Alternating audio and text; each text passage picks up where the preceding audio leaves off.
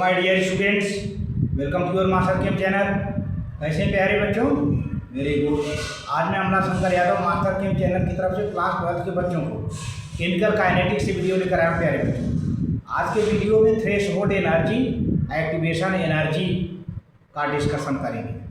प्यारे बच्चों, जिस रिएक्शन की एक्टिवेशन एनर्जी जितना कम होती है वह रिएक्शन उतना फास्ट होता है। आप नोट कर लीजिए कलम कापी में, जिस रिएक्शन की एक्टिवेशन एनर्जी जितनी कम होगी वह रिएक्शन उतना ही फास्ट होगा। जिसकी एक्टिवेशन एनर्जी जितनी ज़्यादा होगी वह रिएक्शन उतना ही स्लो होगा। भाई, एक्टिवेशन एनर्जी मतलब एक्टिवेट करने वाली एनर्जी।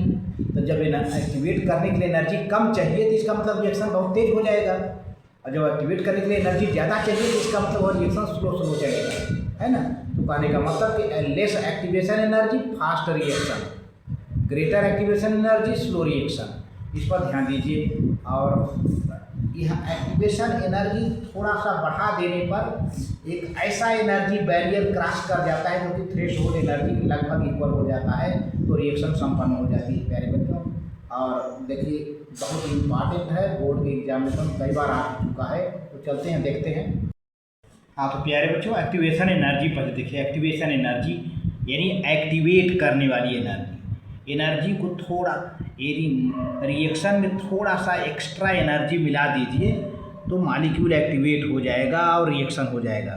तो according to collision theory the reaction takes place because the reactant molecules collide with each other. जब रिएक्टेंट मॉलिक्यूल एक दूसरे से टकराते हैं तो उनमें काइनेटिक एनर्जी प्रोड्यूस होती है प्यारे बच्चों, तो रिएक्शन होता है। लेकिन सभी कोलाइजन से रिएक्शन नहीं होता, एक इफेक्टिव कोलाइजन होता है जिसका हम डिस्कशन करेंगे। However every collision is not an effective collision. हर एक कोलाइजन एक इफेक्टिव कोलाइजन नहीं होता है। Does not result into the chemical reaction. For the collision to be effective the colliding molecule must have energy more than particular value. Molecule में एक इतना अधिक एनर्जी हो जो कि पर्टिकुलर मॉलिक्यूल से ज़्यादा हो, जिससे इफेक्टिव कोलाइजन होता है। अब आते हैं थ्रेशोल्ड एनर्जी क्या है। थ्रेशोल्ड एनर्जी मिनिमम एनर्जी होती है which the colliding molecule must have in order that the collision between them may be effective is called threshold energy। Threshold energy के वजह से एक इफेक्टिव कोलाइजन होता है और जिससे रिएक्शन हो जाती है।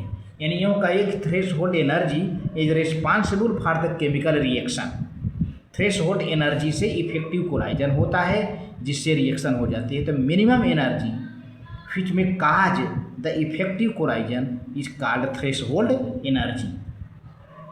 अब activation energy minimum extra amount of energy absorbed by the reactant molecule. जो रिएक्टेंट मॉलिक्यूल है थोड़ा बहुत एनर्जी एब्जॉर्ब करके जो है एक्टिवेट हो जाते हैं, so that their energy becomes equal to threshold energy. देखिए, मॉलिक्यूल में पहले से कुछ न कुछ तो एनर्जी होती ही है। अब बाहर से एनर्जी कुछ एब्जॉर्ब कर लेगा तो अब वह एनर्जी किसके इक्वल हो जाएगी? थ्रेशोल्ड एनर्जी के, जिससे रिएक्शन हो जाएगा, है ना। तो threshold energy responsible for effective collision आप जानते ही हो। तो अब मॉलिक्यूल में थ्रेशोल्ड एनर्जी के बराबर तो एनर्जी है नहीं। अब मॉलिक्यूल क्या करेगा कि मिनिमम एक्स्ट्रा एनर्जी एब्जॉर्ब करेगा, जिससे अब उसकी एनर्जी बढ़ करके थ्रेशोल्ड एनर्जी के बराबर हो जाएगी। मान लीजिए कि एक मॉलिक्यूल ए है, उसमें मान लीजिए कि इस वक्त 10 जूल एनर्जी है और थ्रेशोल्ड एनर्जी क्या है? 30 है या 25 है। तो अब कितना एनर्जी एब्जॉर्ब करें? ये तो मॉलिक्यूल का एनर्जी है अपना 10 जूल। अब 15 जूल एनर्जी और एब्जॉर्ब किया, तो 15 जूल एनर्जी एब्जॉर्ब कर दिया, तब ये थ्रेशोल्ड एनर्जी के बराबर हो गया 25 जूल, है ना। तो minimum energy absorbed by the molecule to make its energy equal to threshold energy, and threshold energy is responsible for effective collision. तो थ्रेशोल्ड एनर्जी से इफेक्टिव कोलाइजन होता है और इफेक्टिव कोलाइजन की वजह से रिएक्शन हो जाता है। अब मॉलिक्यूल में थ्रेशोल्ड एनर्जी के बराबर एनर्जी तो है नहीं, मॉलिक्यूल में थोड़ा एनर्जी है। अब मॉलिक्यूल क्या करेगा? बाहर से एनर्जी एब्जॉर्ब करेगा, जिससे एनर्जी उसका बढ़ बढ़ करके थ्रेशोल्ड एनर्जी के बराबर हो जाएगा। तो जो बाहर से एनर्जी एब्जॉर्ब किया और तो उसको हम कहते हैं एक्टिवेशन एनर्जी। इस तरह से देखिए फार्मूला है, activation energy threshold energy minus average kinetic energy of the molecule. यानी मॉलिक्यूल में कुछ तो एवरेज काइनेटिक एनर्जी होता ही है। अब थ्रेशहोल्ड एनर्जी चूँकि सबसे ज़्यादा है, इसमें से एवरेज काइनेटिक एनर्जी घटा दीजिए तो एक्टिवेशन एनर्जी हो जाएगा। यानी यूँ कह दीजिए कि activation energy plus average kinetic energy equal to threshold energy. Average kinetic energy में एक्टिवेशन एनर्जी मिला दीजिए तो थ्रेशहोल्ड एनर्जी के बराबर हो जाएगा। या दूसरी बात, थ्रेशहोल्ड एनर्जी में से activation energy average kinetic energy निकाल दीजिए तो एक्टिवेशन एनर्जी मिल जाएगा। बात वही है। देखिए ये एनर्जी तो मॉलिक्यूल में पहले से है ना। एक्टिवेशन एनर्जी एब्जॉर्ब किया, जिसकी वजह से ये अब ये मिल करके थ्रेशहोल्ड एनर्जी के बराबर हो गया। आप वैसे भी पक्षांतर करके देख लीजिए, साइड चेंज कर लीजिए, जब ये इधर आएगा तो ये माइनस एन प्लस हो जाएगा इसमें। यानी activation energy plus average kinetic energy equal to threshold energy.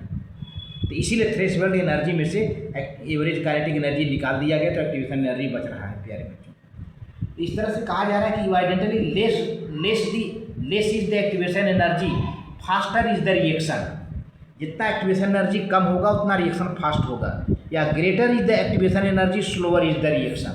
अब देखिए कि हाँ एग्जाम्पल है 2NO plus O2, 2NO2 fast reaction है। फास्ट रिएक्शन है, क्यों फास्ट रिएक्शन है? Due to low activation energy, क्योंकि इसकी एक्टिवेशन एनर्जी लो है।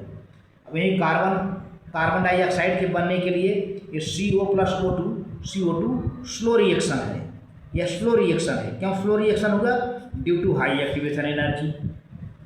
ये है प्यारे बच्चों। इस तरह से देखा जाए तो रिएक्शन प्रोफाइल का जो है पाथ फॉलोड बाय रिएक्शन या concept of activated complex transition state. तो जब रिएक्शन होता है प्यारे बच्चों तो बीच में एक्टिवेटेड कॉम्प्लेक्स बनता है, तब जाके लास्ट में प्रोडक्ट बनता है।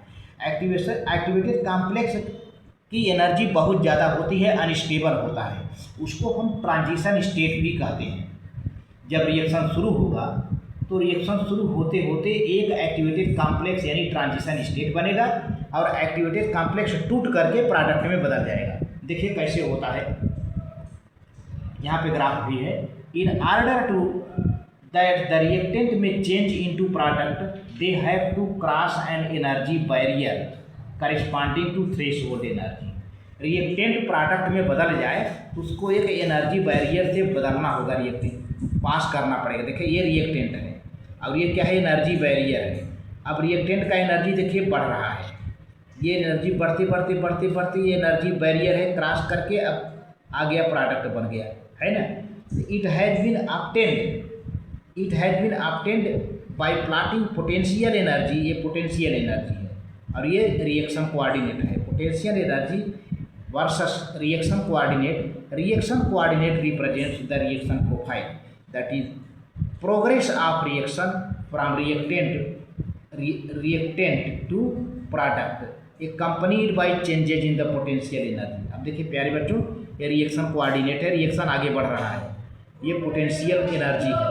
अब देखिए यहाँ पर रिएक्टेंट है, ये ER माने रिएक्टेंट एनर्जी है, ये रिएक्टेंट मॉलिक्यूल है। अब एनर्जी इसका बढ़ रहा है, देखिए ऊपर उठ रहा है ग्राफ, बस यहाँ से आगे नहीं बढ़ेगा, यहाँ से बढ़ करके और यहीं पर एक्टिवेटेड कॉम्प्लेक्स बनेगा।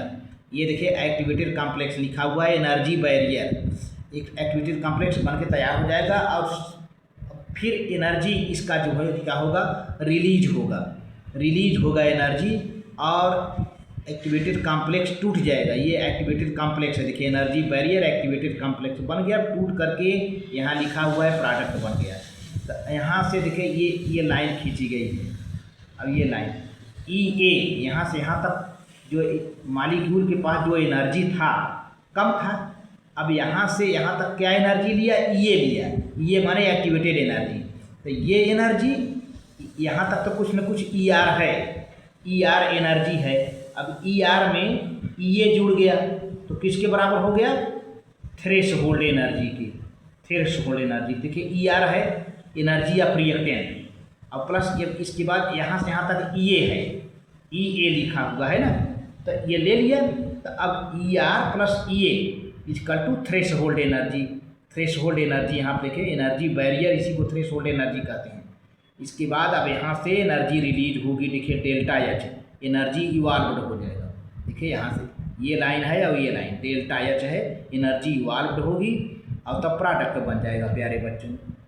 तो रिएक्शन होने के लिए जो मिनिमम एनर्जी, यहाँ तक तो रिएक्शन की एनर्जी थी, अब रिएक्शन होने के लिए मिनिमम एनर्जी ये एब्जॉर्ब किया गया, जिससे उसकी एनर्जी बढ़ करके किसके बराबर हो गई, थ्रेशोल्ड एनर्जी के। और वहीं उसी टाइम एक्टिवेटेड कॉम्प्लेक्स बना जो कि अनस्टेबल था, टूट करके प्रोडक्ट बन गया। जब प्रोडक्ट बन रहा था तो एनर्जी इवॉल्व हो गया डेल्टा एच के रूप में। ये रहा प्यारे बच्चों। इस तरह से इट इज़ बिलीव्ड, ऐसा विश्वास किया जाता है that when reactant molecules absorb energy, जब रिएक्टेंट मॉलिक्यूल एनर्जी एब्जॉर्ब करता है तो दियर बॉन्ड्स आर लूजेंड, उनके बांड ढीले हो जाते हैं, टूट जाते हैं। A new loose bond are form, और नया बांड बनता है between them. The intermediate that formed is called activated complex. इस तरह से इंटरमीडिएट बनता है जिसको हम कहते हैं इंटरमीडिएट कहे, चाहे ट्रांजिशन स्टेट कहे, चाहे एक्टिवेटेड कॉम्प्लेक्स कहें, चाहे ट्रांजिशन स्टेट कहें। इट इज़ अनस्टेबल, यह इंटरमीडिएट यानी ट्रांजिशन स्टेट या एक्टिवेटेड कॉम्प्लेक्स अनस्टेबल होता है। जैसे इंटरमीडिएट, चाहे इंटरमीडिएट कहो, चाहे एक्टिवेटेड कॉम्प्लेक्स कहो, चाहे ट्रांजिशन स्टेट कहो, ये अनस्टेबल होते हैं। और immediately dissociate to form stable product, और शीघ्र ही टूट करके स्टेबल प्रोडक्ट बन जाता है। जैसे ए प्लस बी है ना, तो ए के बीच में बांड है, बी के बीच में बांड है, ए के बीच में देखिए बांड टूट गया, बी के बीच में बांड टूट गया, एक्टिवेटेड कॉम्प्लेक्स बन गया, ये पूरा एक्टिवेटेड कॉम्प्लेक्स बन गया। अब फिर क्या टूट जाता है, अब फिर नया बांड बन जाता है, 2AB बन गया, प्रोडक्ट बन गया, 2AB हो गया ना। इसी तरह से हाइड्रोजन है, आयोडीन है, हाइड्रोजन के बीच में बांड लेंथ 0.74 एंगस्ट्रॉम है, आयोडीन के बीच में 2.66 एंगस्ट्रॉम है। बांड टूट गया प्यारे बच्चों, देखिए एच हो गया, कोई बांड नहीं है, आई हो गया, कोई बांड नहीं है, 0.77 एंगस्ट्रॉम, 0.95 एंगस्ट्रॉम, एक्टिवेटेड कॉम्प्लेक्स बन गया। ये पूरा एक्टिवेटेड कॉम्प्लेक्स है। अब बहुत ज़्यादा एनर्जी है इसकी, इसी को ट्रांजिशन स्टेट भी कहते हैं। इसी एक्टिवेटेड कॉम्प्लेक्स को ट्रांजिशन स्टेट कहते हैं या इंटरमीडिएट कहते हैं। अब क्या बन गया, HI 2HI बन गया, तो प्रोडक्ट बन गया प्यारे बच्चों। इस तरह से it may be noted that when the activated complex dissociate, जब एक्टिवेटेड कॉम्प्लेक्स टूटता है, डिसोशिएट हो जाता है to form product, it is accompanied by release of energy. तो एनर्जी निकलता है, मैंने भी दिखाया था अभी ग्राफ में, डेल्टा एच के रूप में एनर्जी निकलता है, आप देख लो पीछे जा करके। But the enthalpy change delta H during the reaction at particular temperature remains constant. लेकिन यह जो डेल्टा एच के रूप में एनर्जी रिलीज हो रही प्यारे बच्चों, ये कांस्टेंट रहता है, ये कांस्टेंट रहता है विशेष टेम्परेचर पर। ऐसा क्यों? Because it depends only on the nature of the reactant and product, क्योंकि डेल्टा एच का वैल्यू रिएक्टेंट और प्रोडक्ट के नेचर पर डिपेंड करता है। इस तरफ देखिए, threshold energy is equal to activated energy, activation energy plus energy possessed by molecule, energy contained molecule, energy present in the molecule या energy possessed by molecule. Energy possessed molecule कहिए या energy contained by molecule. तो ये है threshold energy is equal to activation energy, यानी ये threshold energy, threshold energy, threshold energy, threshold energy is equal to EA plus ER, है ना, मतलब एनर्जी पोसेस्ड बाय रिएक्टेंट, ये हो गया थ्रेशोल्ड एनर्जी। ये है, अब देखिए ये तो इतना तो मालिक, ये तो रिएक्टेंट की एनर्जी है, ये रिएक्टेंट की एनर्जी है, उसमें कुछ न कुछ एनर्जी हर रिएक्टेंट में होता ही है। अब इतनी एनर्जी बाहर से एब्जॉर्ब की गई, बाहर से एब्जॉर्ब करके तब ये पूरा दोनों एनर्जी मिल करके थ्रेशोल्ड एनर्जी के बराबर हो गए प्यारे बच्चों। बहुत अच्छा, आज के वीडियो में बस इतना ही। Very good, thank you.